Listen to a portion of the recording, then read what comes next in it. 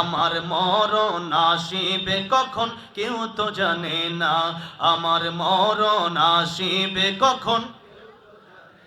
আমি মরে গেলে আমায় তোমরা ভুইলা যাইও না, আমি মরে গেলে আমায় তোমরা ভুইলা যাইও না, আমার মরণ আসিবে কখন কেউ তো জানে না, আমার মরণ আসিবে কখন।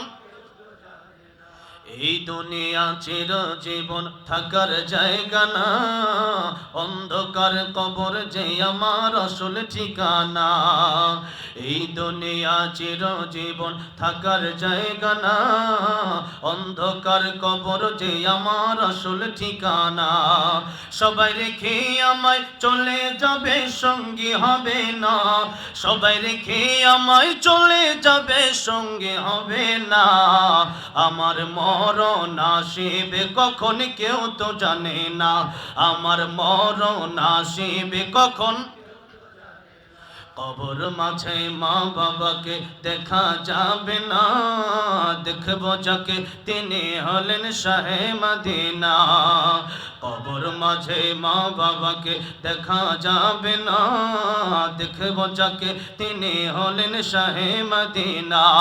সেদিন আল্লাহ বিনে আর তো কেহ বন্ধু হবে না, সেদিন আল্লাহ বিনে আর তো কেহ বন্ধু হবে না, আমার মরণ আসিবে কখন কেউ তো জানে না। বলেন না, আমার মরণ আসিবে কখন। আমি মরে গেলে আমায় তোমরা ভুইলা যাইও না, আমি চলে গেলে আমায় তোমরা ভুইলা যাইও না, আমার মরণ আসিবে কখন কেউ তো জানে না, আমার মরণ আসিবে কখন। এখন আপনাদেরকে ওয়াজ করলে, আলোচনা করলে, নামাজের দাওয়াত দিলে, দ্বীনের কথা বললে, মসজিদমুখী হতে বললে, দাওয়াত ও তাবলীগের কথা বললে, আপনারা অনেক সময় বলেন এই শুক্রবার নয় আগামী শুক্রবার থেকে, আজকে নয় কালকে থেকে ভালো হয়ে যাব, বিয়ে করার পরে ভালো হয়ে যাব, রমজানের পর ভালো হয়ে যাব। কিন্তু মুসলমান, আপনাদেরকে জিজ্ঞাসা করতে চাই, এমন জীবনের গ্যারান্টি কি কেউ দিতে পারবেন যে আগামী শুক্রবার পর্যন্ত আমরা বেঁচে থাকবো?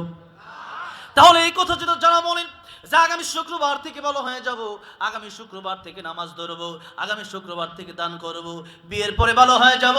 যুবক, বিয়ের আগে কত মানুষ বিয়ে করতে যায়, তার আগে অ্যাক্সিডেন্ট করে মরণ হয়ে যায়। ও যুবক, আপনি কি দেখেন না মোটর সাইকেল অ্যাক্সিডেন্ট করে কত মানুষের মরণ হয়ে যায়? আপনি কি দেখেন না বাসে বাসে অ্যাক্সিডেন্ট হয় কত মানুষের মরণ হয়ে যায়? আপনি কি দেখেন না বিমানের দুর্ঘটনায় কত মানুষের মরণ হয়ে যায়? আপনি কি দেখেন না লঞ্চের লঞ্চবে কত মানুষের মরণ হয়ে যায়? আপনি কি দেখেন না আগুনে পড়ে কত মানুষের মরণ হয়ে যায়? ও যুবক, পৃথিবী থেকে লক্ষ লক্ষ কোটি কোটি যুবক চলে গেছে, বিয়ে করতে পারে নাই। আপনি বিয়ে করবেন এমন গ্যারান্টি আপনাকে কে দিয়েছে? বিয়ের পরে দাঁড়িয়ে রাখবেন, বিয়ের পরে নামাজ পড়বেন, বিয়ের পরে দান করবেন, বিয়ের পরে আল্লাহর ওলি হয়ে যাবেন, এই গ্যারান্টি আপনারা কে দিল? আল্লাহ নবী যেহেতু বলতেছেন আমি রাহমাতুল লিল আলামিন নবী হইয়া ডান দিকে সালাম ফিরাইয়া বাম দিকে সালাম ফিরাতে পারবো কিনা এই গ্যারান্টি দিতে পারি না। আপনি কিভাবে শুক্রবারের গ্যারান্টি দেন? আপনি কিভাবে রমজানের গ্যারান্টি দেন? আপনি কিভাবে আগামী কালকের গ্যারান্টি দেন? সেই জন্য ভালো যদি হতেই হয় তাহলে আগামীকাল নয়, শুক্রবার নয়, ভালো যদি হতেই হয় এখন থেকে এই মুহূর্ত থেকেই ভালো হওয়ার দরকার আছে না নাই? এখন যদি ভালো না হন, আল্লাহ এখন আপনাকে আমাকে সময় দিয়েছেন। আল্লাহ বলেন ইল্লা মান তাবা ওয়া আমানা ওয়া আমিলা সালিহা। আল্লাহ বলেন কেউ যদি তওবা করে, কেউ যদি নেক আমল করে, আল্লাহ বলেন ফাউলাইকা ইউবাদদিলুল্লাহু সাইয়্যাতিহিম হাসানাত। আমি আল্লাহ রাব্বুল আমিন তার আগের গুনাহগুলোকে আমি আল্লাহ নেকি বানায় দিব। জোরে করে আল্লাহু আকবার। আল্লাহ দয়া কত বেশি। আল্লাহ নবীজি একটা হাদিস শরীফ কয়েকবার বর্ণনা করেছেন। কিফিল নামক এক ব্যক্তি জীবনে এমন কোনো গুনাহ নাই যে গুনাহ কিফিল করে নাই। সেই কিফিল বড় সুদখোর ছিল। সুদ যারা খায় তারা মায়ের সাথে 1 টাকা সুদ যারা খায় 36 বার তারা জিনা করে, এমন গুনাহ তাদের বিরুদ্ধে লেখা হয়। এই জন্য সুদ যারা খায় এদের অসংখ্য গুনাহ এর ভিতরে সর্বনিম্ন হচ্ছে মায়ের সাথে জেনা করা, আর সর্বোচ্চ হচ্ছে ফাযানু বিহারবিম মিনাল্লাহি ওয়া রাসূলিহি, আল্লাহ এবং তার রাসূলের সাথে যেন সে ব্যক্তি যুদ্ধের ময়দানে নেমে যায়। যদি কোন নাউযুবিল্লাহ। এখন আমাদের সমাজে তো সুদ নাই নাকি আছে? আমার ভাইরা, আমার বাবাজিরা, ছোট্টখাট্ট বিষয়ে আমরা সুদ নেই ব্যাংক থেকে, কিন্তু এই সুদ যারা খায়, যারা লেখে, যারা দেয়, সকলেই সমান গুনাহগার হন। এই জন্য সুদ খাবো না এমন চিন্তা আজকে থেকে করা যাবে তো ইনশাআল্লাহ। যতদিন বাঁচবো ততদিন পর্যন্ত আলো ভর্তা খেয়ে বাঁচবো, ততদিন পর্যন্ত ভিক্ষা করে খাবো, কিন্তু সুদ খাবো না, এমন নিয়ত আপনাদের সবার আছে তো ইনশাআল্লাহ? আল্লাহ কবুল করেন, জোরে বলেন আমিন। আমার ভাইরা, আমার বাবাজিরা কিফিল বড় সুদ করছিল। এই সুদ খেতে খেতে এক নারী এসে বিপদে পড়ার পর তাকে বলল, আমাকে কিছু টাকা পয়সা দাও। সে বলল সুদ দিতে হবে। নারী বলল, যদি আমি 5,000 নেই, এটা দিতেই কষ্ট হয়ে যাবে, আর 5,000-এ 10,000 কিভাবে দিবে, এটা তো আরো কষ্ট হয়ে যাবে। কিফিল ডেকে বললেন, মহিলা, টাকা বেশি দেওয়ার দরকার নেই, একটা অফার নাও আমার কাছ থেকে। আমার সাথে একটা সময় তুমি আসো, জিনা করো, জিনা করার কারণে তোমার কাছ থেকে আমি সুদটা নেব না। মহিলা নিরুপায় হয়ে সময় মতো কিফিলের কাছে চলে আসলেন। কিফিল যেই মাত্র জিনা করতে আগ্রহী হয়ে তার সামনে যাবে, নারীকে ছুতে যাবে, এমন সময় নারী থরথর করে আল্লাহর ভয়ে কাঁপতেছে। আল্লাহু আকবার বলেন। কিফিল ডেকে বলছেন, মহিলা রে, তুমি কেন কাঁদতেছো? জিনা করবা, কান্নার কারণ কি? সত্য আমি মাফি করে দিলাম। মহিলা ডেকে বলছেন, কিফিল রে, জীবনে কোনোদিন আমি জিনা করি নাই, আজকে তোর কাছে আমি আসলাম টাকার কারণে, বিপদে পড়ে আজকে তোর সাথে আমার জিনা করতে হবে। ওরে কিফিল, আমি দুনিয়াতে হয়তো বেঁচে যেতে পারি, কিন্তু কিয়ামতের কঠিন ময়দানে আল্লাহ রাব্বুল আমিনের কাঠগড়ায় কি জবাব দেব? আল্লাহর ভয়ে আমি থরথর করে কাঁপতেছি। কিফিল যেই মাত্র শুনলো জীবনে জিনা করে নাই, একদিন মাত্র জিনা করবে, করে না এখনো করবে, তার আগেই চোখ বেয়ে পানি পড়ে আর থরথর করে মহিলাটা কাঁপে। কিফিল চিন্তা করলো, আমার জীবনে তো আমি কম জিনা করি নাই, আমার জীবনে তো আমি জিনা করতে করতে জীবন কাটালাম, সুদে কষে জীবনটা কাটালাম। এই মহিলা যদি জিনা না করে জিনা করতে হবে এর ভয়ে এইভাবে কাঁদে, তাহলে আমার কি হবে? আমার কবরে কি হবে? আমার তো মরতে হবে, আমার মৃত্যুর সময় কি হবে? আমার কিয়ামতের ময়দানে আল্লাহর কাঠগড়ায় আমি কি জবাব দেব? কিফিলের চিন্তা ভাবনা পাল্টে গেল। কিফিলের সাথে সাথে মহিলাকে ডেকে বলল, ও মহিলা, আর টাকা পয়সা লাগবে না, যে টাকা দিয়েছিলাম ওইটাও তোমার হাদিয়া দিয়ে দিলাম। আমি এই মুহূর্তে তওবা করলাম, আর জীবনে কোনোদিন আমি জিনা করব না।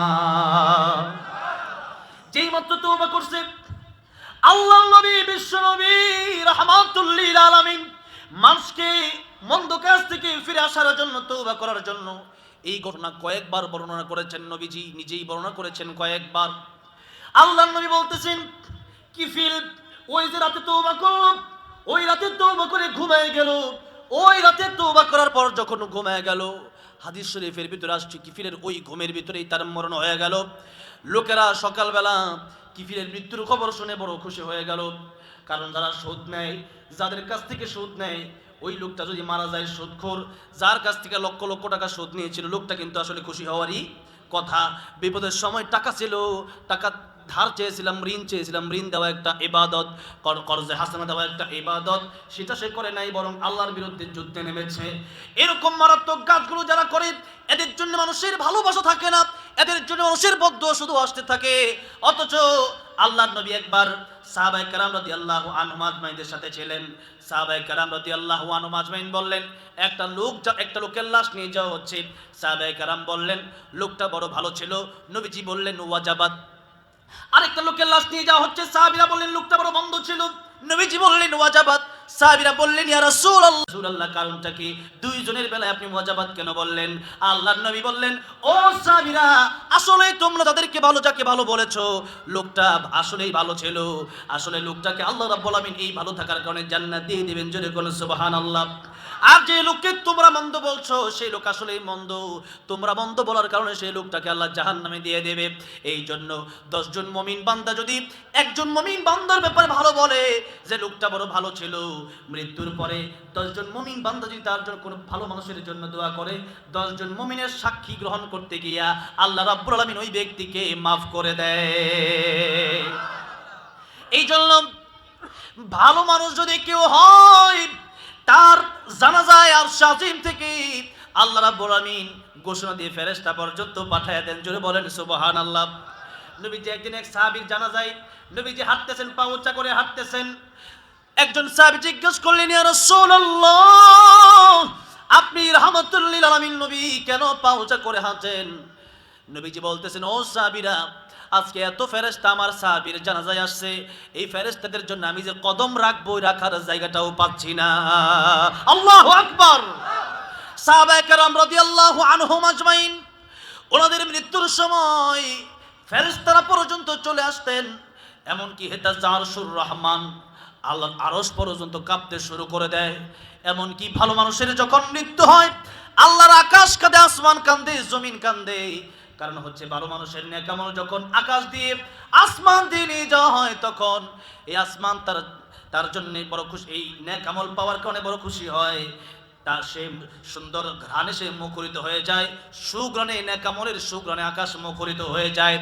জমি যখন একজন বান্দা আল্লাহর ইবাদত করে জমিন তার জন্য বড় খুশি হয়।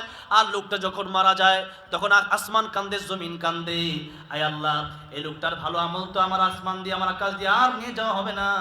আর জমিন কান্দে, আল্লাহ এই লোকটা তো আর কোনোদিন আমার পিঠের উপর সিজদা দিবে না, আর কোনোদিন আমার পিঠের উপর বসে কোরআন তেলাওয়াত করবে না।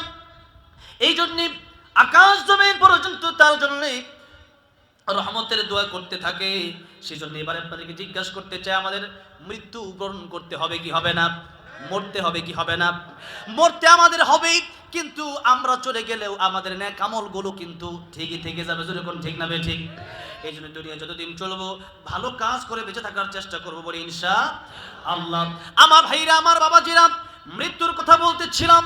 মৃত্যুর জন্য ইমানদারেরা পাগল পারা হয়ে থাকে, মৃত্যুর জন্য ইমানদারেরা আল্লাহর সাথে দেখা করার জন্য পাগল হয়ে থাকে। ইমানদারের জন্য মৃত্যুটা বড় কষ্টের নয়, বরং আল্লাহর নবী বলছেন আল মাউতু তুহফাতুল মুমিন, মুমিনের জন্য মৃত্যুটা হচ্ছে হাদিয়া। মুমিনের জন্য মৃত্যুটা কি? হাদিয়া। মুমিন যখন মৃত্যুবরণ করে তখন ফেরেশতা তার কানের ভিতরে এসে বলে, আল্লাহ রাব্বুল আলামিন তোমারে সালাম দিয়েছেন। যেই মাত্র বলে সে তো সবচেয়ে বেশি ভালোবাসছে আল্লাহরে।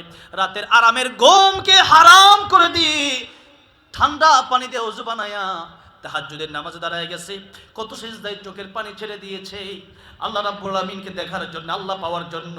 কিন্তু আল্লাহকে পায় নাই, আল্লাহকে দেখতে পারে নাই। সে আল্লাহর সাথে তার দেখা হবে জীবনের চাইতে বেশি। যে আল্লাহকে ভালোবাসছে, যে আল্লাহকে না দেখে যে আল্লাহর প্রতি ঈমান এনেছি, সে আল্লাহর সাথে দেখা করার জন্য মুমিন বান্দা যখন পাগল হয়ে যায় তখন তার রূহ টান দেওয়ার সাথে সাথে আস্তে করে রূহ চলে আসে। একদিকে আল্লাহর সালাম নেই, তার সামনে জান্নাত তুলে ধরা হয়, জান্নাত দেখতে দেখতে রূহ চলে যায়। মায়ের দুধ খেতে খেতে যেমন একটা বাচ্চা ঘুমিয়ে যায়, এমনি ভাবে আস্তে আস্তে তার রূহ কবজ করা হয়, সুন্দরভাবে আল্লাহর তৈরি জান্নাতে সে পৌঁছে যায়।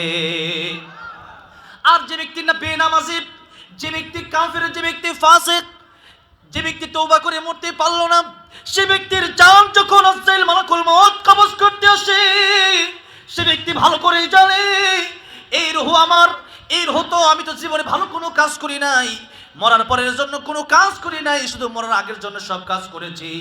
এখন এই রূহ যদি যায়, আল কবরু রাউযাতুম মির রিয়াজিল জান্নাহ আও হুফরাতুম মিন হুফারিন নার, নবী বলেন কারো জন্য কবরটা জান্নাতের বাগান হয়ে যায়, আর কারো জন্য কবরটা জাহান্নামের গর্ত হয়ে যায়। সে ব্যক্তি তখনই বুঝতে পারে যেই মাত্র রূহ টান দেওয়া হয়, একটা জীবন্ত বকরির চামড়া তার গোশত থেকে টেনে ছিঁড়লে যেমন আসতে চায় না, এমন ভাবে একটা মানুষের চামড়া গোশত থেকে টানলে যেভাবে আসতে চায় না, বড় কষ্ট হয়, তার চেয়ে বেশি কষ্ট তখন ওই ব্যক্তির হতে থাকে। আর সে ব্যক্তির রূহ যেতে চায় না, তখন মালাকুল মউত আজরাইল জোরে এমন জোরে টান দেয়, মনে হয় যেন শরীরের হাড়ের অংশগুলো ছোট ছোট যেন পড়ে যায়, মনে হয় শরীরের চামড়াগুলো কে যেন টেনে টেনে ছিঁড়ছে। কষ্ট যন্ত্রণা তখন থেকে শুরু হয়ে যায়। এই জন্য মৃত্যুর যন্ত্রণা, মৃত্যুর কষ্ট তাদের হবে না যারা আল্লাহর জন্য পাগল হয়ে থাকে। আর আল্লাহ রাব্বুল আলামিন বলেন, তোমাদের মৃত্যুর পরে যারা সত্যিকারের ঈমানদার নেক আমলদারি, আল্লাহ বলেন তাদের সাথে আমি আল্লাহ রাব্বুল আলামিন নিজে সাক্ষাৎ করব, আমি আল্লাহ তাদের সাথে আমার দিদার নসিব করব। জোরে কোন সুবহানাল্লাহ। আব্দুল কাদের জিলানী রহমাতুল্লাহ তিনি বলতেন, जन्नत व दोज़ख से या रब क्या करो, आरज़ू है मैं तुझसे देखा करो। आय अल्लाह, জান্নাত জাহান্নাম দিয়ে আমি কি করব? তোমার যদি পেয়ে যাই, জাহান্নামে থাকলেও কোনো চিন্তা নাই। আল্লাহু আকবার। এই কথা আমি আর আপনি বললে হবে না, কারণ আমার আপনার জীবন খালি গুনাহ আর গুনাহ। আর আব্দুল কাদের জিলানী এমন আমল করছে যাতে করে তার সম্পর্ক আল্লাহর সাথে বড় গভীর হয়ে গেছে, যেই কারণে আব্দুল কাদের জিলানী অভিমান করে এই কথা তিনি বলতে পারেন। একজন স্বামী তার স্ত্রীকে বড় ভালোবাসে, স্ত্রী যদি বলে আমি আর আসবো না, স্বামী গিয়া তারে সুন্দর করে আবার নিয়ে আসে। কিন্তু স্ত্রীকে যদি স্বামী ভালো না বাসে, জোর করে বিয়ে করানো হয়েছে, এই স্ত্রী যদি বলে যে আসবো না, স্বামী বলে তুই তোর বাপের বাড়িতেই থাক, আসার দরকার নাই, যদি ভালো না বাসে, যদি ভালো না লাগে। এটা হচ্ছে মাসাল, এটা হচ্ছে এক্সাম্পল। ঠিক তেমনি ভাবে আল্লাহর প্রেমে যে পাগল, আল্লাহর দিদারের জন্য যে ব্যক্তি পাগল হয়ে থাকে, আর দুনিয়াতে ইবাদত করতে করতে ফানা ফানা হয়ে যায়, পরকালীন চিন্তা করতে করতে চোখের পানি ছেড়ে আল্লাহর কাছে কাঁদে, আল্লাহর সাথে তাদের সম্পর্ক বড় গভীর হয়ে যায়, তখন তারা এই কথা বলতে পারে, জান্নাত ও দোজখ সে ইয়া রব क्या करो, आरज़ू है मैं तुझसे देखा करो। আল্লাহ, জান্নাত আর জাহান্নাম দিয়ে আমি কি করব? আয় আল্লাহ, তোমারে যদি পেয়ে যায় আমার জীবনে আর কোনো দুঃখ থাকবে না। তাই আল্লাহ রাব্বুল আলামিন বলতেছেন, তোমাদের সাথে আমার দেখা হবে যদি তোমরা নেক আমল করতে পারো, শিরক মুক্ত ঈমান নিয়ে আসতে পারো। তবে এই সাক্ষাতের জন্য মৃত্যুর প্রয়োজন আছে না নাই? ফজরের নামাজ পড়তে কষ্ট আছে? যারা পড়ে না, যারা নামাজই পড়ে না, এটা তো মাহফিলেই আসে না। যারা নামাজ পড়ে না মাহফিলেই আসে না, যারা মাহফিলে আসলে আসে, এরা নামাজই বেশিরভাগ আসে। জোরে কোন ঠিক না বেঠিক? তাই ইব্রাহিম আলাইহিস সালামের দিকে লক্ষ্য করে দেখুন, ইব্রাহিম আলাইহিস সালামকে যখন নমরুদ আগুনের ভিতরে ফেলে দেবে, ইব্রাহিম আলাইহিস সালামের কাছে জিবরাইল আমিন এসে বললেন, পয়গম্বর ইব্রাহিম, নমরুদ আপনাকে আগুনের ভিতরে ফেলে দেবে, আপনি আমাকে বলেন, আমি আগুন থেকে আপনারে বাঁচিয়ে দিব। পয়গম্বর ইব্রাহিম আলাইহিস সালাম ডেকে বললেন, জিবরাইল, যে আল্লাহর ইবাদত আমি করি, সে আল্লাহ রাব্বুল আলামিন কি আমার দেখেন না? ও জিবরাইল, আমাকে নমরুদ আগুনের ভিতরে ফেলে দিবে। এই আগুনের ভিতরে ফেলে দেওয়ার কারণে আগুনে যদি আমি ইব্রাহিম জ্বলে পুড়ে সারখার হয়ে যাই, আর তাতে যদি আমার আল্লাহ খুশি হয়ে যান, আমি আমার আল্লাহর খুশির জন্য একবার দুইবার নয়, 1000 বার আমি এই আগুনের ভিতর জ্বলতে রাজি আছি। আগুন আগুন হচ্ছে আমার আল্লাহর কথা শুনি। আগুন এটা গরম, তো আল্লাহ বলেছে তাই গরম। আল্লাহ যদি বলেন তাহলে তো আগুন ঠান্ডা হয়ে যাবে। ইব্রাহিম আলাইহিস সালামকে যখন আগুনের ভিতরে ফেলে দেওয়া হচ্ছে, আল্লাহ আগুনকে ঘোষণা দিলেন, ইয়া নারু কুনি বারদান ওয়া সালামান আলা ইব্রাহিম। হে আগুন, আমার ইব্রাহিমের জন্য আরামদায়ক ঠান্ডা হয়ে যাও। যেই মাত্র আল্লাহ অর্ডার করলেন, আগুনে এমন শান্তির জায়গা হয়ে গেল।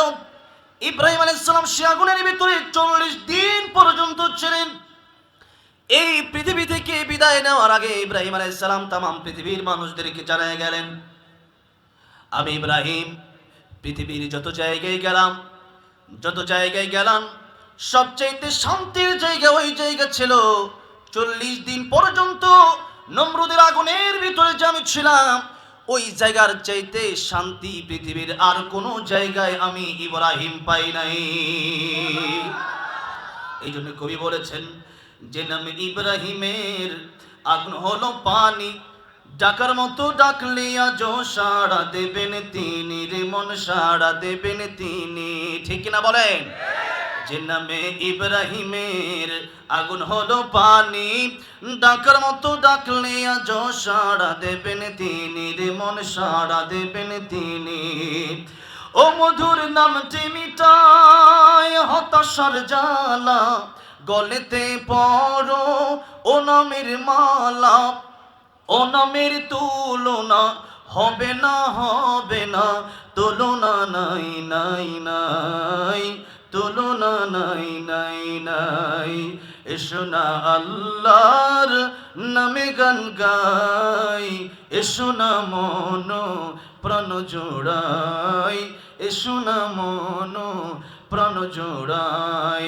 আল্লাহ আকবার বলেন, আল্লাহ আকবার, জুড়ে আল্লাহ আকবার বলেন, আল্লাহ আকবার জোড়ে, আল্লাহ আকবার, আল্লাহ আকবার জোড়ে।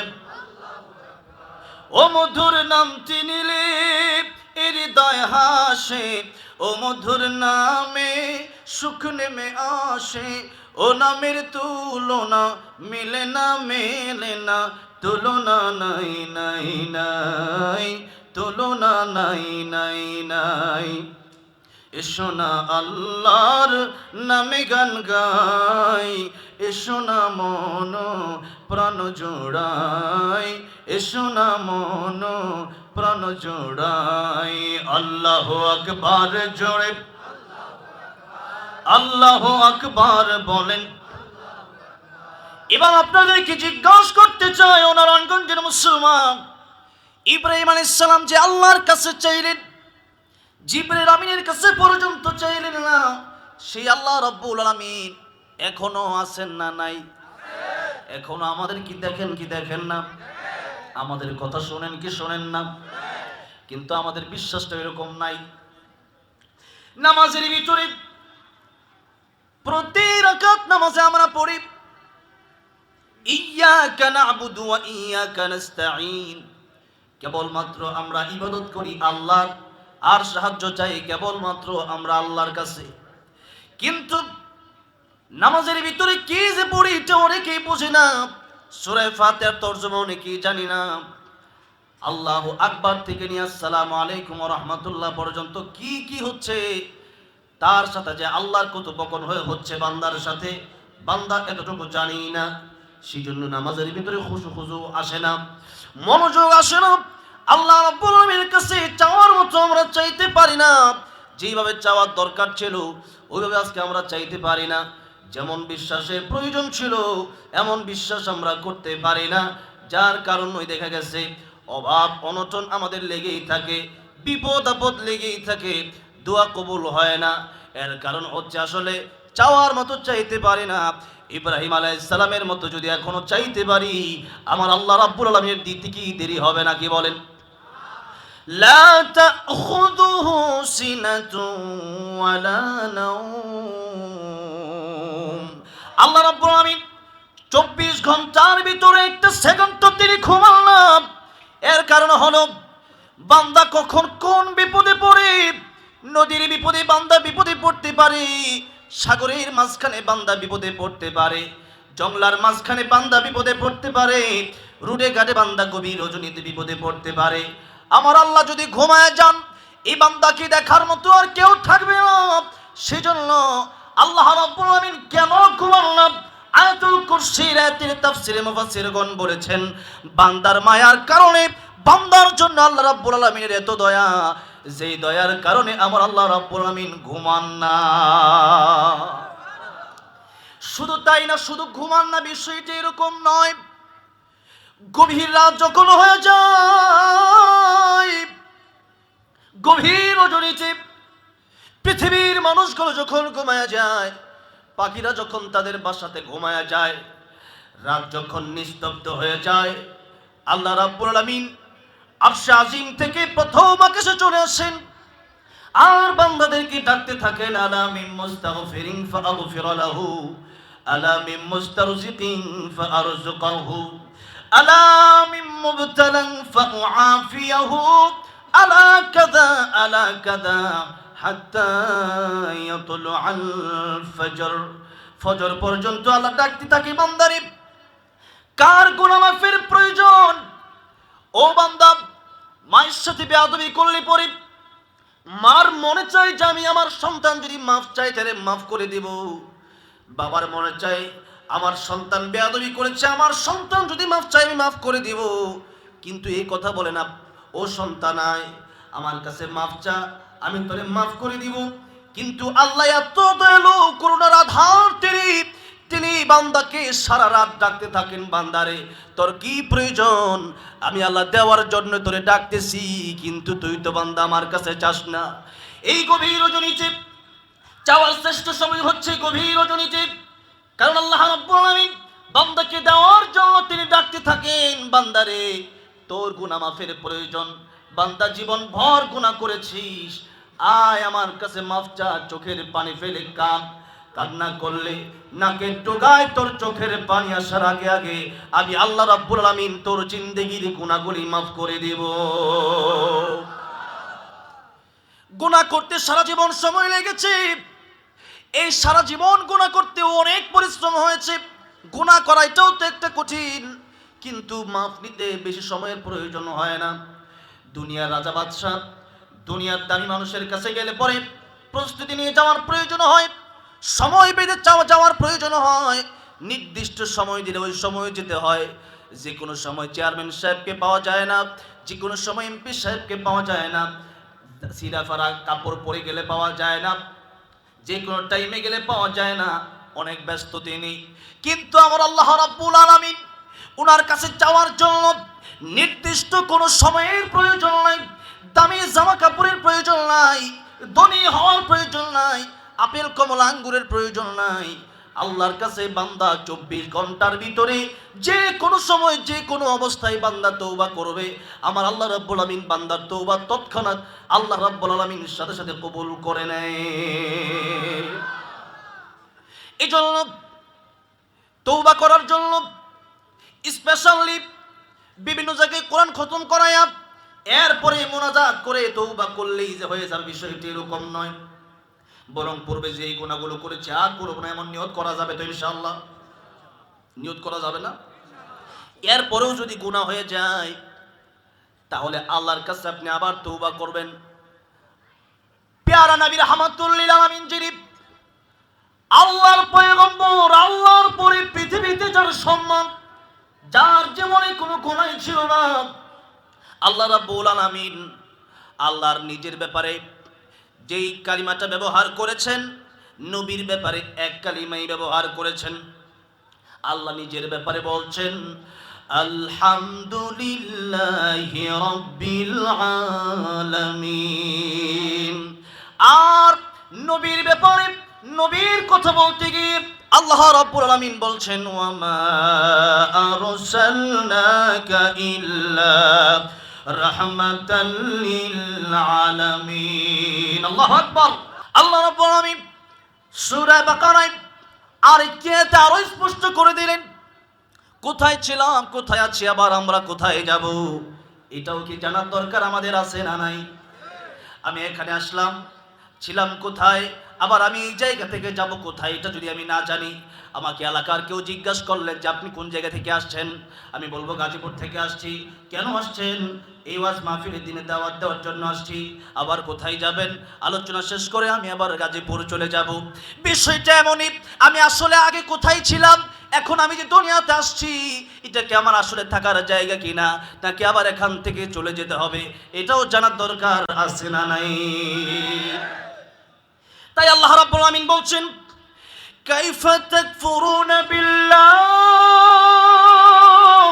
ওয়া কুনতুম আমওয়াতান ফাআহইয়াকুম থুম্মা ইউমীতুকুম থুম্মা ইউহয়ীকুম থুম্মা ইলাইহি তুরজাউন।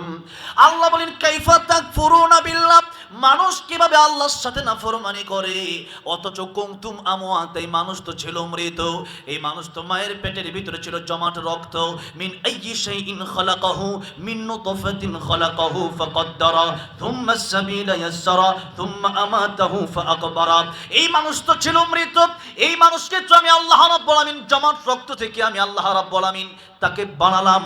ইকরা বিসমি রাব্বিকাল্লাযী খালাক খালাকাল ইনসানা মিন আলাক। এই মানুষকে জমাট রক্ত থেকে বানালাম, মায়ের পেটের ভিতরে স্ট্রাকচার দিয়ে তাকে আমি সুন্দর করে তাকে আমি তৈরি করলাম তখনও সে মৃত। ভিতরে যতক্ষণ রূহ থাকবে না ততক্ষণ পর্যন্ত তার কোনো দাম নাই।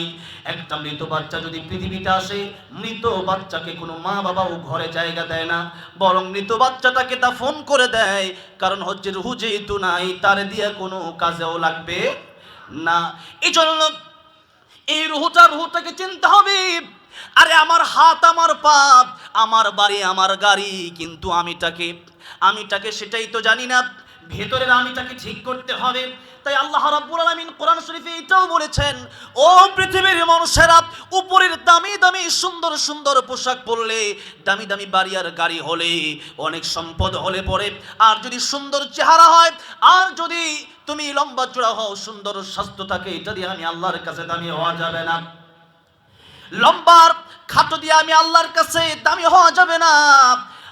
এই মোটার চিকনের মাধ্যমে আমি আল্লাহর কাছে দামি হওয়া যাবে না। গরিব আর ধনী হলে, ধনী অথবা গরিব যেটাই হও না কেন, এটার ভিত্তিতে আমি আল্লাহর কাছে দামি হওয়া যাবে না। বরং দামি যদি হতে চাও, ইন্না আকরামাকুম ইনদাল্লাহি আতকাকুম, নিজের ভিতর ঠিক করো, নিজের ভিতরে আল্লাহর ভয় আনো। আল্লাহর ভয় থাকলে পৃথিবীর মানুষ এমনি ভালো হয়ে যায় রে, পুলিশ বিডিআর লাগে না, ঠিক না বেঠি? কারণ হচ্ছে পৃথিবীর কেউ যদি আমারে না দেখে, মুমিন বান্দা, যে ব্যক্তি মুত্তাকি, আল্লাহকে যে ব্যক্তি ভয় করে, সে ব্যক্তি ভালো করে জানে আমারে দুনিয়ার কোনো মানুষ না দেখতে পারে, আমারে সর্বক্ষণ একজন দেখছেন, জবান করে বলেন তিনি কে। এই জন্য আল্লাহর ভয় যার অন্তরে থাকবে, ও মানুষটা যদি কালো হয়, আল্লাহর কাছে লোকটা বড় ভালো। বেলাল রাদিয়াল্লাহু আনহু বড় কালো, কিন্তু আল্লাহর কাছে তিনি বড় ভালো। দেখতে বড় কালো, কিন্তু আল্লাহর কাছে তিনি বড় ভালো। প্যারা নবী রাহমাতুল লিল আলামিন নবী জান্নাতের ভিতরে মেরাজের রাতে যখন গেলেন, মেরাজের রজনীতে যাওয়ার পরে তিনি কার হাঁটার আওয়াজ তিনি শুনতে পাচ্ছেন। তিনি জিবরাইল আমিনকে ডেকে বললেন, জিবরাইল, জান্নাতে তুমি আর আমি, কিন্তু আরেকজন কার জানি হাঁটার আওয়াজ শোনা যায়। জিবরাইল আমিন ডেকে বললেন, ইয়া রাসূলুল্লাহ, ইয়া হাবিবাল্লাহ, দুনিয়াতে হযরতে কালো বেলাল হাঁটে, তার হাঁটার আওয়াজ আল্লাহর তরি জান্নাতে এসে পৌঁছে যায়। এই জন্য কালো হলেও আল্লাহর কাছে দাম আছে, আবার গরিব হলেও আল্লাহর কাছে দাম আছে। শুধু দাম নয়, কেউ যদি ধনীর তুলনায় গরিব যদি ইবাদত ঠিক মতো করে, দুনিয়াতে যদি সবর ইখতিয়ার করে, ধৈর্য ধারণ করে, আল্লাহর নবী বলেছেন কিয়ামতের ময়দানে গরিবেরা ধনীদের 500 বছর আগে আল্লাহর তরি জান্নাতে পৌঁছে যাবে। শুধু তাই নয়, নবীজি বলেন, আমাকে তো আল্লাহ রাব্বুল আলামিন জান্নাত জাহান্নাম দেখিয়েছেন। গরিবদের জন্য একটা সুসংবাদ আছে, আর আরেকটা দুঃসংবাদের সাথে সাথে নবী করিম সাল্লাল্লাহু আলাইহি সাল্লাম দিয়েছেন। দুঃসংবাদটা দিয়েছেন নারীদের ব্যাপারে। দুঃসংবাদটা কাদের ব্যাপারে দিয়েছেন? নারীদের ব্যাপারে দুঃসংবাদ দিয়েছেন। আল্লাহর নবী বললেন, জাহান্নামে অধিকাংশ নারীরা যাবে। জাহান্নামে কারা বেশি যাবে বলেন? কষ্ট হইতেছে আপনাদের? কষ্ট হলে বলবেন, আমার সুবিধা। হ্যাঁ, জোরে কোন মারহাবা। ভাই ইমান স্পিড আছে, নাহলে সারা রাত কয় কেমনে? জোরে কোন ঠিক না বেঠি? আপনারা যেমন থাকবেন তেমন আর কি। গতকাল ময়মনসিংহ মাহফিল ছিল, 12টা পর্যন্ত আলোচনা করার কথা, কিন্তু কোন দিক দিয়ে 2টা বাজছে খবরই পাই নাই। তো এখন অবস্থা বুঝে আর কি, আপনারা যদি একটু আগ্রহী হন তাহলে আমি বলতে আগ্রহী হব। এখন আপনি যদি খাইতে নাই চান তাহলে আপনাকে খাবার দেবো কেন আমি? ঠিক না বেঠিক বলে? আপনাদের চাহিদা অনুযায়ী একটু যদি সময় বেশি দিই, কষ্ট হবে আপনাদের? লিল্লাহি তাকবীর। ভাইরা আমার, বাবাজিরা আমার, অধিকাংশ নারীরা জাহান্নামে যাবে বলেছেন মুহাম্মদুর রাসূলুল্লাহ সাল্লাল্লাহু আলাইহি সাল্লাম। নারীরা অধিকাংশ জাহান্নামে যাওয়ার কারণ জিজ্ঞাসা করা হলো নবীজিকে। নবীজি বললেন, 2 কারণে নারীরা, বেশিরভাগ নারীরা 2 কারণে জাহান্নামে যাবে। এর 1 নম্বর কারণ হচ্ছে নারীরা স্বামীর অকৃতজ্ঞ হয়। কি হয়? এটা এই মদনপুরে নাই, নারায়ণগঞ্জে নাই, নাকি সবাই রাবেয়া বসরি? ভালো হলে আলহামদুলিল্লাহ। আর যদি নারী এমন হয়, স্ত্রী যদি এমন হয় যে আপনাকে বলছে যে তোমার মতো স্বামী আমি পাই, আমার জীবনে সবচেয়ে বড় ভুল হয়েছে, ওই নারীর জন্য জাহান্নামের পথ ডাইরেক্ট খোলা। নাউজুবিল্লাহ বলেন। আল্লাহর নবী বলেন নারীদের ব্যাপারে কিছু ওয়াজ করা দরকার আছে না নাই? মহিলারা কি আছে নাকি? হ্যাঁ, মহিলারা ওয়াজ শুনতেছে নাকি?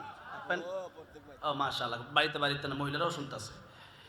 আল্লাহর নবী বলেন, ও মা বোনেরা ভালো করে শুনেন, আল্লাহর নবী বিশ্বনবী রাহমাতুল লিল আলামিন বলেন, এই দুনিয়াতে আল্লাহ রাব্বুল আলামিনের পরে যদি কাউকে সিজদা দেওয়া জায়েজ হতো, বৈধ হতো, কোনো সিস্টেম থাকতো, তাহলে আমি বলতাম, ও দুনিয়ার স্ত্রীরা তোমরা তোমাদের স্বামীর পায়ে সিজদা করো। জোরে বলুন সুবহানাল্লাহ। স্বামীর পায়ে সিজদা করার বিধান তো নাই। যদি থাকতো আল্লাহর পরে কাউকে সিজদা দেওয়ার মতো সুযোগ, তাহলে স্বামীর পায়ে সিজদা করার জন্য বলতাম। এতে করে স্বামীর মর্যাদা আল্লাহ নবী বাড়াইয়া দিলেন। কিন্তু এই দেশে অনেক স্ত্রী এমনও আছে, স্বামীর পা না টিপা পীরের পা টিপে, এমন ঘটনাও আছে। চিন্তা করে দেখেন, জাহান্নামের ভিতর ঢুকে রয়েছে অলরেডি। এই জন্য আল্লাহর নবী বলেন, স্বামীর অকৃতজ্ঞ হওয়া যাবে না।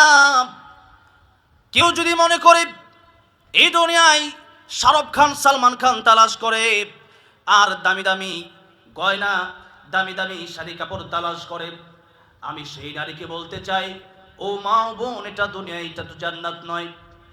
এই দুনিয়ায় জীবনেও মানুষের চাহিদা পূরণ হবে না। আল্লাহ নবী বলেন, এই বনি আদমের চাহিদা কত বেশি। এই বনি আদম, তাদেরকে যদি একটা মাঠ ভর্তি সোনা দেওয়া হয়, তারা একটা মাঠ ভর্তি সোনা পেয়ে তারা খুশি হয় না, বরং তারা বলে আরেকটা মাঠ ভর্তি সোনা পেলে বড় ভালো হতো। যেমন আমেরিকার প্রেসিডেন্ট ডোনাল্ড ট্রাম্প, এত বড় একটা দেশ পেয়েও সে খুশি না। বাংলাদেশের মতো ছোট্ট একটা দেশ, এই দেশের ছোট্ট একটা জায়গা সেন্ট মার্টিন, এটা নেওয়ার জন্য ডোনাল্ড ট্রাম্প পাগল পারা হইয়া রয়েছে, ঠিক না বেটি? এরপরে ভারতের নরেন্দ্র মোদী এই বাংলাদেশে মাঝে মধ্যে হস্তক্ষেপ করতে চায়। এত বড় একটা দেশ ভারত, আমি বহুবার গিয়েছি সেখানে ওয়াজ করার জন্য। এক একটা প্রদেশ থেকে আরেকটা প্রদেশ, সেখানে 25 থেকে 30টা প্রদেশ আছে, সেই এক একটা প্রদেশ এক একটা বাংলাদেশের সমান। এত বড় একটা দেশ ভারত, এত বড় একটা দেশের প্রেসিডেন্ট হয়েও বাংলাদেশে বারবার হস্তক্ষেপ করে। আল্লাহর নবী বলেছেন, নারীরা যে জাহান্নামে যাবে, এর অধিকাংশ নারীরা জাহান্নামে যাওয়ার দুইটা কারণ। এক নাম্বার কারণ হলো স্বামীর অকৃতজ্ঞ হওয়া, যে তোমারে আমার ভালো লাগে না, তোমার কাছে এসে মনে হয় বড় ভুল করেছি। বিষয়টা এমন নয়, এমন কথা স্বামীকে বলবেন না। বরং স্বামী যদি অত্যাচার করে, সেই ক্ষেত্রে মুরব্বীদের পরামর্শ নিয়ে একটা ব্যবস্থা নেবেন, কিন্তু স্বামীকে গালিগালাজ করবেন না। স্বামীদেরকেও বলি, আল্লাহ রাসূল সাল্লাল্লাহু আলাইহি ওয়াসাল্লাম একদিন ঘরের ভিতরে আসলেন, এসে দেখছেন আম্মাজান আয়েশা সিদ্দিকা রাদিয়াল্লাহু আনহা তিনি রুটি বানাচ্ছিলেন, আটা গুললেন। এমন সময় তিনি ঘুমিয়ে গেলেন, আর ওদিক দিয়ে এসে ছাগলের রুটি খাচ্ছে। আল্লাহর নবীজি আম্মাজান আয়েশা সিদ্দিকা রাদিয়াল্লাহু আনহাকে ডাকলেন না, বরং তিনি রুটি বানালেন, গোশত রান্নলেন। এরপরে আম্মাজান আয়েশা সিদ্দিকা রাদিয়াল্লাহু আনহা যখন উঠলেন, ঘুম থেকে তাকায় দেখতেছেন রাহমাতুল লিল আলামিন নবী হইয়া তিনিও রান্না করে। আম্মাজান আয়েশা সিদ্দিকা রাদিয়াল্লাহু আনহা বলেন, ইয়া রাসূলুল্লাহ, ইয়া হাবিবাল্লাহ, আপনি না রাহমাতুল লিল আলামিন নবী, আপনি রান্না করতেছেন, রুটি বানাচ্ছেন। আল্লাহর নবী, ও আয়েশা, আমি রাহমাতুল লিল আলামিন নবী হতে পারি, কিন্তু তুমি তো আমার স্ত্রী, তোমার সাথে আমি রান্না বান্নার কাজেও সহযোগিতা করতে চাই। সুবহানাল্লাহ। এই ছিল বিশ্বনবীর আদর্শ, এই ছিল রাহমাতুল লিল আলামিন নবীর আদর্শ চরিত্র। সুবহানাল্লাহ। এই জন্য স্বামীরা যারা আছেন, আপনারাও সহযোগিতা করবেন, কিন্তু স্বামীর যতটুকু আছে এতটুকুই তো দিবে। এরপরেও যদি বারবার যদি আপনি বলেন এটা লাগবে ওইটা লাগবে, স্বামীর অবস্থা ভালো না, আপনার ওইটা ওইরকম জরুরি না, এরপরও স্বামীকে বারবার যদি এরকম প্রেশার দেন, অথবা যদি এমনটা বলেন যে আপনার পায়ে আমি খুশি না, আপনার আমার ভালো লাগে না, আপনার পায়ে আমার জীবনের সবচেয়ে বড় ভুল হয়েছে, তাহলে এই কথাটাই প্রমাণ করে যে আপনি স্বামীর ওপর অকৃতজ্ঞ। তার কারণে বেশিরভাগ নারীরা জাহান্নামে যাবে। যদি এমন হয় স্বামীর কাছে ক্ষমা চান। আমার মা বোনেরা, 2 নাম্বার কারণ হচ্ছে জাহান্নামে যাওয়ার মা বোনদের, অধিকাংশ নারীরা লানত করে, বদদোয়া দেয় যে তোর উপরে ঠাড়া পড়তারে না, তুই মরে যেতে পারস না। এই সমস্ত কথাবার্তা বলার কারণে অধিকাংশ নারীরা জাহান্নামে যাবে। নারী জাতি এটা বড় দামি জাতি। নারীর একসময় অবহেলিত ছিল। আল্লাহ রাব্বুল আলামিন সূরাতুন নাহলে বলেছেন, ওয়া ইযা বুশশিরা আহাদুহুম বিল উনসা যাল্লা ওয়াজহুহু মুসওয়াদ্দান ওয়া হুয়া কাযীম। আল্লাহর নবী পৃথিবীতে আসার আগে নারীদেরকে মানুষ কত নিচু চোখে দেখতো একটু লক্ষ্য করুন। এই পৃথিবীতে যদি নারী সন্তান, কন্যা সন্তান জন্ম নিত, তখন বাবার চেহারাটা বড় কালো হয়ে যেত, মনক্ষুণ্ণ হয়ে যেত। এই খুশির সংবাদটা পেয়ে তারা দুঃখ পেত, মনে বড় দুঃখ পেত। এই কারণে ওই সময় তারা তাদের সন্তানকে আগুন দিয়ে পুড়ে পর্যন্ত মেরে হত্যা করত, মাটির নিচে জীবন্ত পুঁতে ফেলতো। ওই সময় আল্লাহর নবী, বিশ্ব নবী রাহমাতুল লিল আলামিন এসে নারীকে এত মর্যাদা দিলেন, এত সম্মান দিলেন। আল্লাহর নবী বলেন, আল জান্নাতু তাহতা কদামিল উম্মাহাত। আল্লাহর নবী বলেন, এই দুনিয়ার সন্তানের জন্য তার মায়ের পায়ের নিচে বেহেশত। এরকম দামি দামি কথা আল্লাহর নবী বলেন, কারো যদি কন্যা সন্তান হয়, সেই কন্যা সন্তান যদি কোরআন শিখায়া, সেই কন্যা সন্তানকে সুশিক্ষা দিয়া ভালো একজন পাত্রের কাছে যদি বিবাহ দিতে পারে, এমন সন্তানের বাবা আর আমি নবী এমন দুই আঙ্গুল দেখায়া আল্লাহর নবী বলতেছেন, এত কাছাকাছি দুইটা আঙ্গুল যেমন কাছাকাছি, জান্নাতে আমি নবী আর সেই ব্যক্তি থাকবো তত কাছাকাছি। জোরে কোন সুবহানাল্লাহ। অনেক মানুষ দাঁড়ায় আছে, দেখাও যাচ্ছে না ওই পারে। একটু যদি আপনার জিকিরের সাথে একটু হরকত যদি করেন, এখানে যদি জায়গা বড় করে দেন, ইনশাআল্লাহ কবরের জায়গা বড় করে দিবেন। সেই জন্য একটু মেহেরবানি করে জিকিরের সাথে লা ইলাহা ইল্লাল্লাহ, জিকিরের সাথে সামনের দিকে চলে আসেন, একটু হরকত করেন, বরকত হবে। লা ইলাহা ইল্লাল্লাহ, লা ইলাহা, লা ইলাহা ইল্লাল্লাহ, লা ইলাহা, সুবহানাল্লাহ, আলহামদুলিল্লাহ, লা ইলাহা ইল্লাল্লাহ, সুবহানাল্লাহ, আলহামদুলিল্লাহ, লা ইলাহা ইল্লাল্লাহ, লা ইলাহা, লা ইলাহা ইল্লাল্লাহ, মুহাম্মাদুর রাসূলুল্লাহ সাল্লাল্লাহু আলাইহি ওয়াসাল্লাম। আমার ভাইরা, আমার বাবাজিরা, যে কথা বলতেছিলাম, অধিকাংশ নারীরা যাবে জাহান্নামে, আর নবীজি বলছেন অধিকাংশ গরিবেরাই যাবে জান্নাতে। তাহলে গরিব যদি হয়, একটু দুনিয়ার জীবনটা ধৈর্য ধারণ করে কাটাতে হবে, বলি ইনশাআল্লাহ। আমাদেরকে উস্তাদরা মেসাল দিতেন, উদাহরণ দিতেন। একজন উস্তাদ তার কয়েকজন ছাত্র, মনে করেন 10 জন ছাত্র, সবাইকে 10 টাকা করে দিল, আর একজনকে 100 টাকা দিল।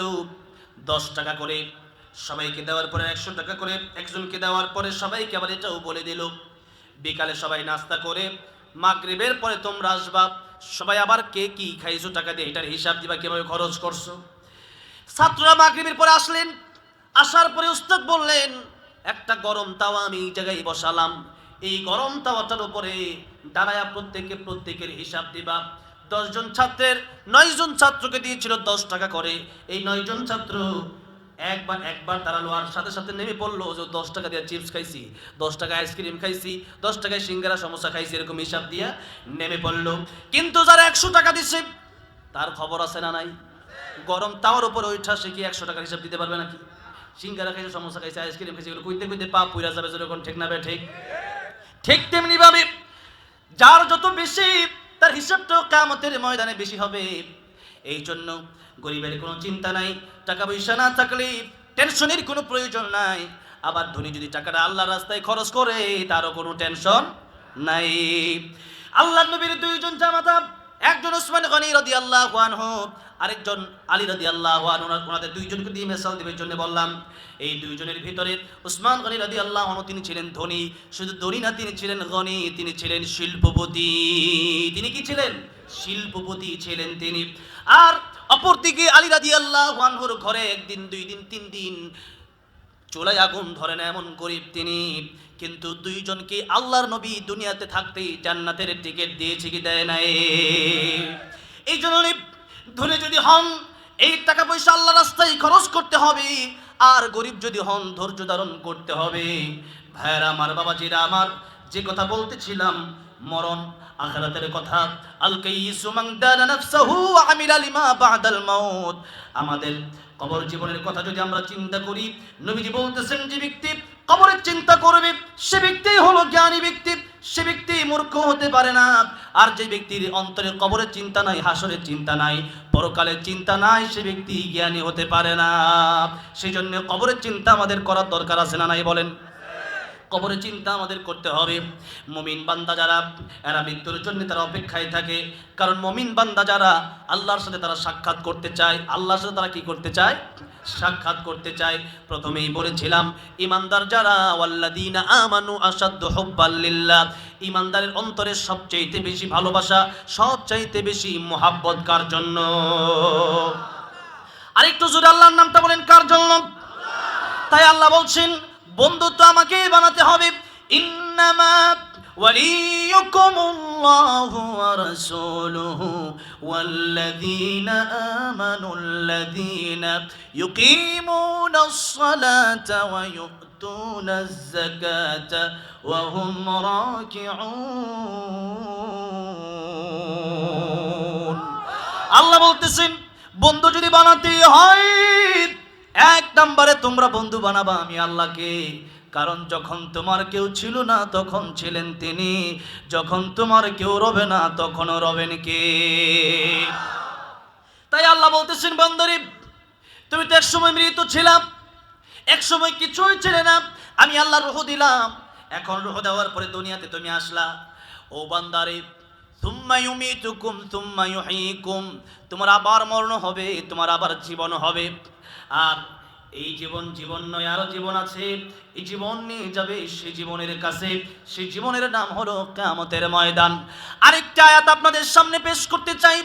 সূরাতুল মুলকের 2 নম্বর আয়াতে আল্লাহ রাব্বুল আলামিন বলছেন, আল্লাযী খালাকাল মাউতা ওয়াল হায়াতা লিয়াবলুয়াকুম আইয়ুকুম আহসানু আমালা ওয়া হুয়াল আজিজুল গফুর। আল্লাহ বলছেন যিনি তোমাদের মরণ এবং জীবন সৃষ্টি করেছেন। সূরাতুল মুলকের 2 নম্বর আয়াতের ব্যাখ্যায় অনেকগুলো ব্যাখ্যা লেখা হয়েছে যে আল্লাহ রাব্বুল আলামিন মাউতা ওয়াল হায়াতা বললেন কেন, হায়াতা ওয়াল মাউতা বলেন নাই কেন? তার মানে আল্লাহ আগে মরণের কথা বললেন, পরে হায়াতের কথা বললেন। এর এক নম্বর কথা হচ্ছে যে আমরা আগে আসলে মৃত ছিলাম, এখন আমাদের জীবন আছে, আগে আমাদের মরণটাই ছিল। আরেকটা ব্যাখ্যা হচ্ছে যে আমাদের মরণটা হচ্ছে আগে আর জীবনটা হচ্ছে পরে। কারণ এই জীবন আসলে কোনো জীবন নয়, এটা কেবলমাত্র একটা পরীক্ষার হল।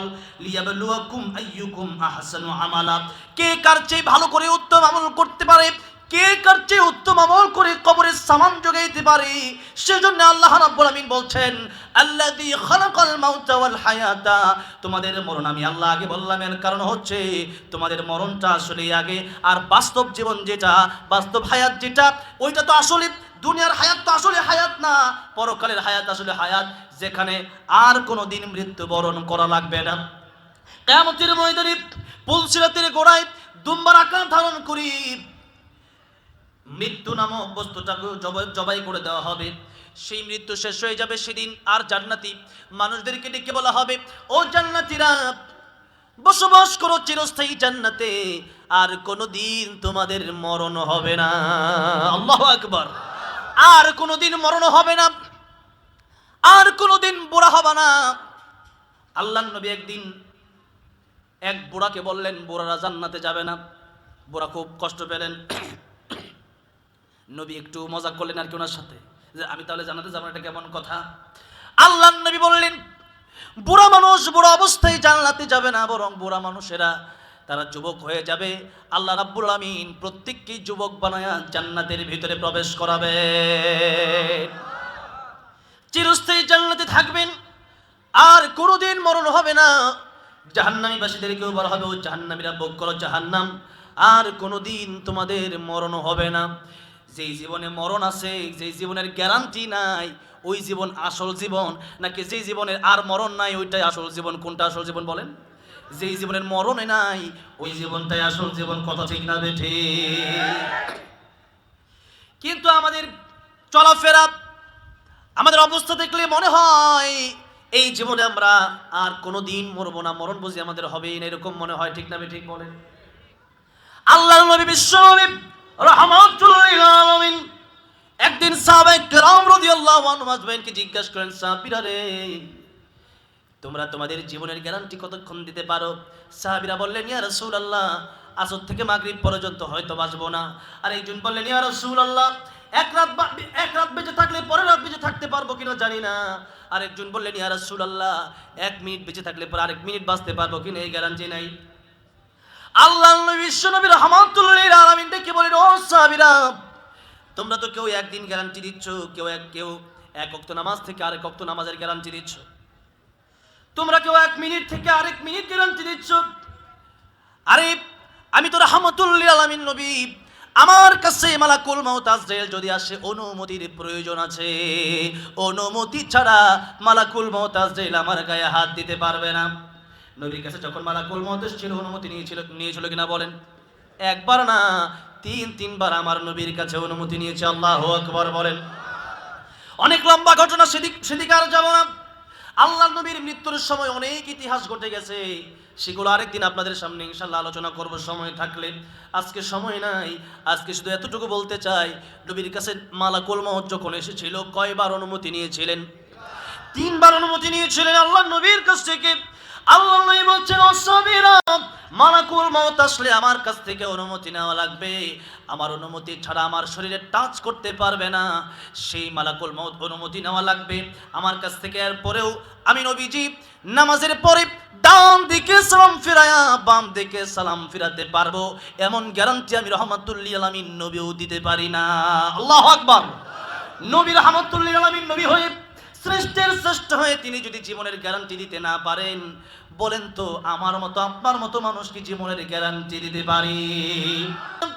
ظلمنا أنفسنا وإن لم تغفر لنا وترحمنا لنكونن من الخاسرين رب ارحمهما كما ربياني صغيرا رب ارحمهما كما ربياني صغيرا أي الله رب العالمين يا أرحم الراحمين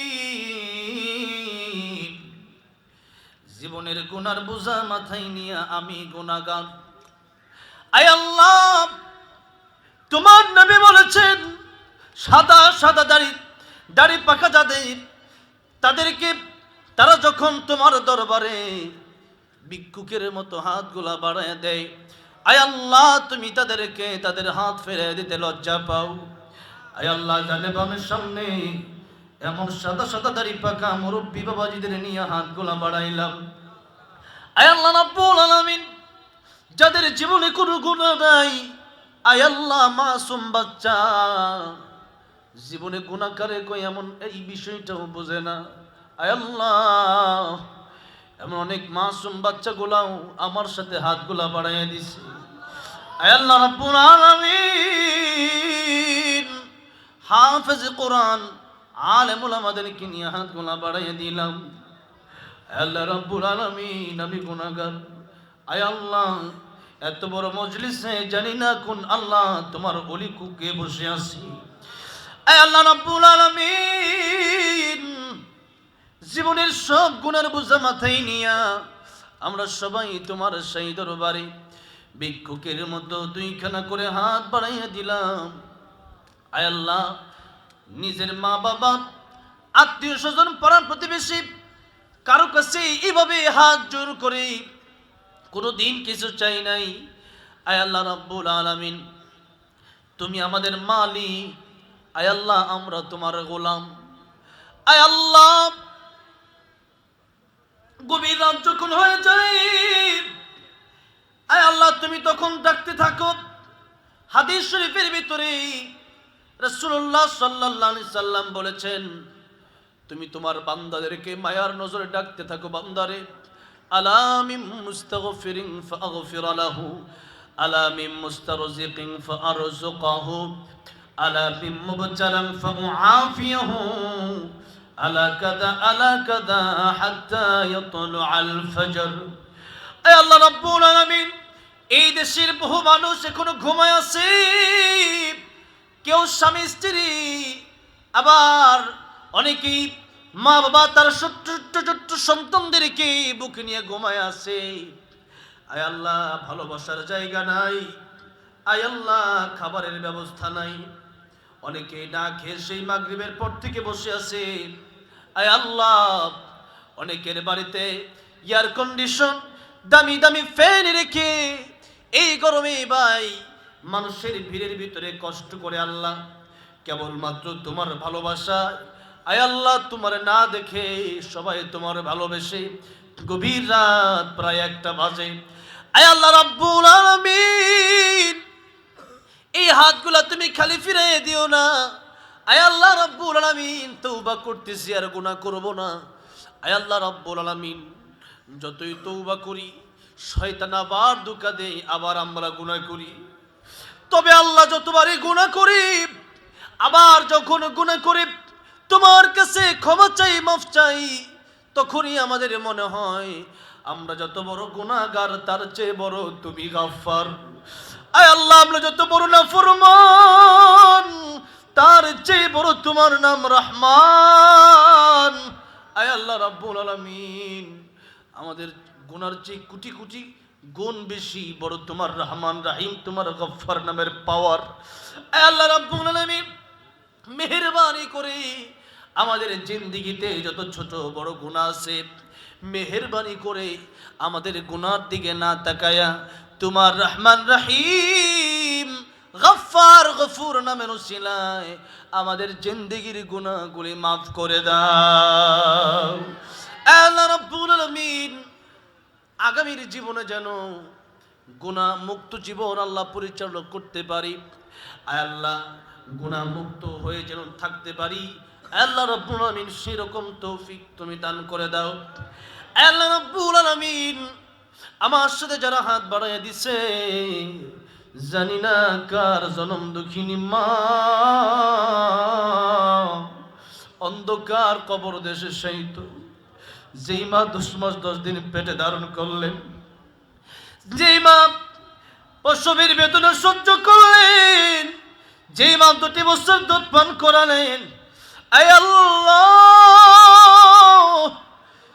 ডিম দেখছে কত ছোট ছোট খাবার, ডিম আপেল কমলা, মা নিজে না খায়া সন্তানের ভালোবাসায় সন্তানের জন্য রেখে দিছে। আল্লাহ আল্লাহ রাব্বুল আলামিন, সেই জনম দুঃখিনী মা যাদের কবরে চলে গেছে, আয় আল্লাহ যে মা বাবার দিকে একবার তাকালে একটা কবুল হাজির সওয়াব হয়ে যায়, আয় আল্লাহ রাব্বুল আলামিন, সেই জনম দুঃখিনী মা যাদের নাই তারা বুঝে মা কি সম্পদ। আল্লাহ রাব্বুল আলামিন, জনম দুঃখিনী মা 3.5 রাত কবরে কেমন আছে জানি না। আল্লাহ রাব্বুল আলামিন, আমেরিকা, লন্ডন, কাতার, কুয়েত, মালয়েশিয়া, ইন্দোনেশিয়ার খবর নেওয়া যায় টেলিফোনের মাধ্যমে। বাড়ির পাশে কবর, যার নাই কোনো খবর। আয় আল্লাহ রাব্বুল আলামিন, ওই বাড়ির পাশে কবরে জনম দুঃখিনী মা কেমন আছে জানি না। আয় আল্লাহ কলিজার বাবা কেমন আছে জানি না। আয় আল্লাহ রাব্বুল আলামিন, দয়া করে যাদের মা নাই তাদের মায়ের কবর জান্নাতের বাগান বানায়া দাও, যাদের বাবা নাই তাদের বাবার কবর জান্নাতের বাগান বানায়া দাও।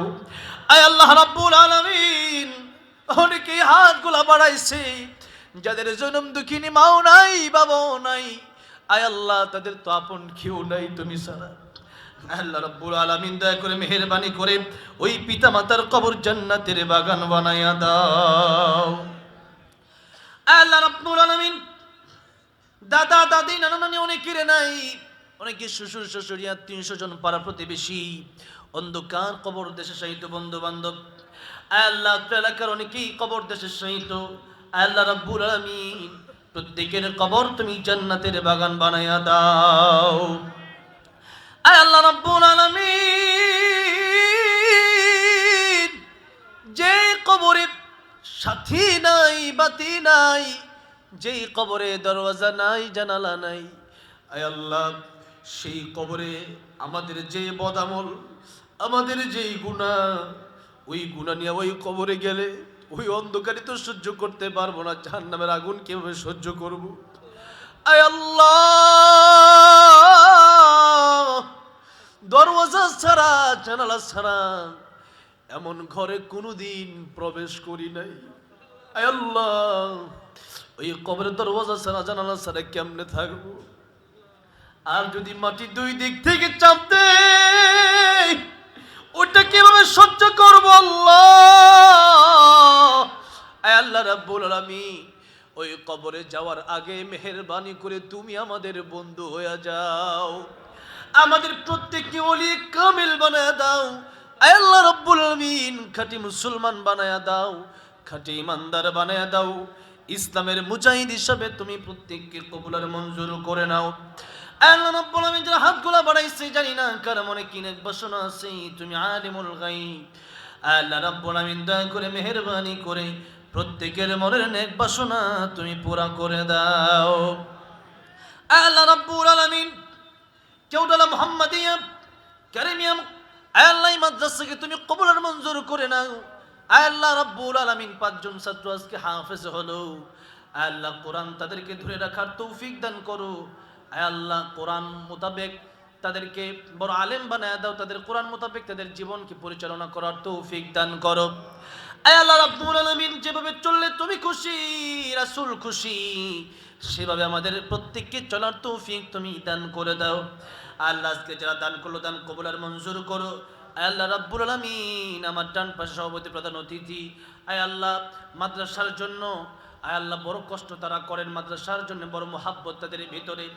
আয় আল্লাহ, কত মাহফিলে যাই, এলাকায় যখন আসলাম এলাকার মানুষেরা দেখলাম প্রায় মানুষই যাদের সামর্থ্য নাই, কম আছে, কেউ কম কেউ বা বেশি, এই মাদ্রাসার জন্য তারা হাতগুলা বাড়াই দিছে। আয় আল্লাহ, তোমার নবীর ঘরে যারা হাত বাড়াইলো, তোমার নবীর সাথে তাদেরকে তুমি কাল কিয়ামতে জান্নাতের মেহমান বানায় দিও। আয় আল্লাহ রাব্বুল আলামিন, অনেকেই অসুস্থ, আল্লাহ শিফায়ে কামেলা যারা তাদেরকে নসিব করে দাও। আয় আল্লাহ রাব্বুল আলামিন, এই এলাকায় তোমার খাস রহমত বরকত নাজিল করে দাও। আয় আল্লাহ, মাদ্রাসার সমস্ত হাজাত তোমার গায়বী খাজনা থেকে তুমি ব্যবস্থা করে দাও। আয় আল্লাহ রাব্বুল আলামিন, যা চাইলাম তাও দান করো, যা চাই নাই আমাদের দরকার তুমি তাও দান করো। আয় আল্লাহ রাব্বুল আলামিন, আখিরি ফরিয়াদ, জানি না কার জন্যে কাফনের কাপড় বাজারে চলে আসছে। আয় আল্লাহ, জানি না কার জন্য মালাকুল মউত আসছিল অপেক্ষমান। আয় আল্লাহ, জানি না কার জন্য মসজিদের খাটিয়াটা অপেক্ষমান। আয় আল্লাহ, জানি না কার জন্য কবরের মাঝে অপেক্ষমান। আয় আল্লাহ রাব্বুল আলামিন, আমরা তো কবরের প্রস্তুতি নিতে পারি নাই, মেহেরবানি করে খাঁটি মুসলমান না বানায় আমাদের তুমি কবরে ডাক দিও না। আয় আল্লাহ রাব্বুল আলামিন, কবরে যাওয়ার আগে আয় আল্লাহ তোমাকে বন্ধু বানায় কবরে যাওয়ার তৌফিক দান করো। প্রাণের নবীর দিদার আমাদের প্রত্যেককে নসিব করে দাও। আল্লাহ, সেই নবীকে স্বপ্নে যুগে একবার দেখলে জাহান্নামের আগুন হারাম হয়ে যায়। আল্লাহ রাব্বুল আলামিন, সবাইকে মক্কা মদিনা দেখার তৌফিক দান করো। আল্লাহ রাব্বুল আলামিন, প্রাণের নবীর দিদার স্বপ্নে যুগে আমাদেরকে নসিব করায়া দিও। আল্লাহ, প্রত্যেককে 5 ওয়াক্ত নামাজি বানায় দাও, মা বোনদেরকে পর্দানিশী বানায় দাও। আল্লাহ রাব্বুল আলামিন, মাদ্রাসা মসজিদ মুখী বানায় দাও। আল্লাহ রাব্বুল আলামিন, মৃত্যুর সময় যখন হয়ে যাবে, এই পৃথিবী থেকে চিরতরে যেদিন বিদায় নিয়ে যাব, আয় আল্লাহ ঈমানের সাথে অটল বিচল রেখে প্রত্যেকের জবানে জারি করে দিও লা ইলাহা ইল্লাল্লাহ মুহাম্মাদুর রাসূলুল্লাহ সাল্লাল্লাহু আলাইহি ওয়াসাল্লাম। আসসালামু আলাইকুম ওয়া রাহমাতুল্লাহি ওয়া বারাকাতুহু।